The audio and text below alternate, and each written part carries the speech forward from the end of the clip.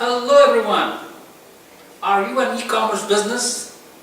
Then you will definitely understand the importance of reviews that customers give you when they buy products from you.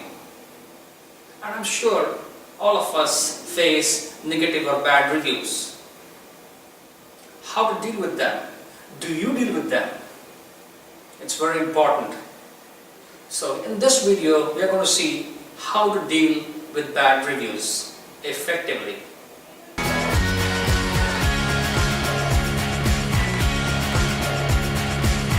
Step number 1, authenticate the reviewer.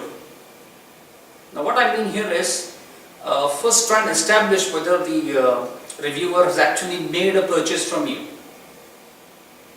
Many a times what happens is businesses feel, oh, we got a bad review, now let's either ignore it. No, don't do that. First establish the identity of the reviewer. See if he has genuinely bought from your store. Check it with your sales team and try to establish whether the person who's giving the review is a genuine buyer from your store. There have also been cases of negative SEO wherein competitors actually write reviews against you to put your brand name down. Therefore, it's very important in step 1 you authenticate the reviewer. Step 2, relevancy of the review. 95% cases you will see reviews like worst experience or bad service, isn't it? These are not reviews. These are emotional outbursts of clients based on an incident or a problem that occurred when they were making that purchase, or with your team member when they are buying from your store. Now, addressing these reviews becomes tricky because you actually don't know what the problem is. They have just given up a statement. So therefore, it becomes critical to address it very, very carefully, which I'll be covering in step 3.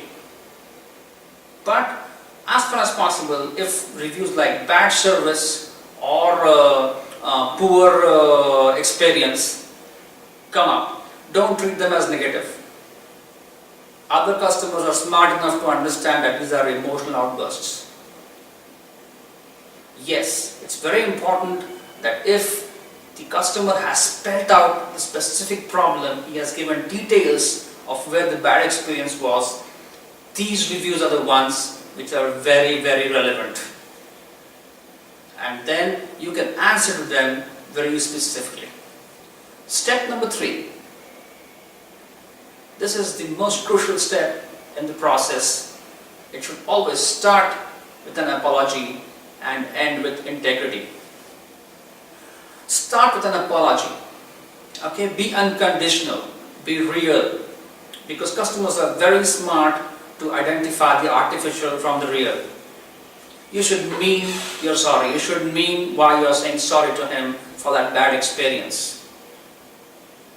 And that's why ending with integrity is very crucial, because you're responding to that specific issue that he had mentioned and showing real concern about making those changes into your business to make that experience good when either he comes again or a new customer comes on board. That integrity, when you write a response, will be clearly visible to him. That's why step number 3, start with an apology and end with an integrity. I hope this was useful to you. If you have any questions, please write to us on the email shown on the screen, and I look forward to talking to you in our future videos. Until then, bye-bye.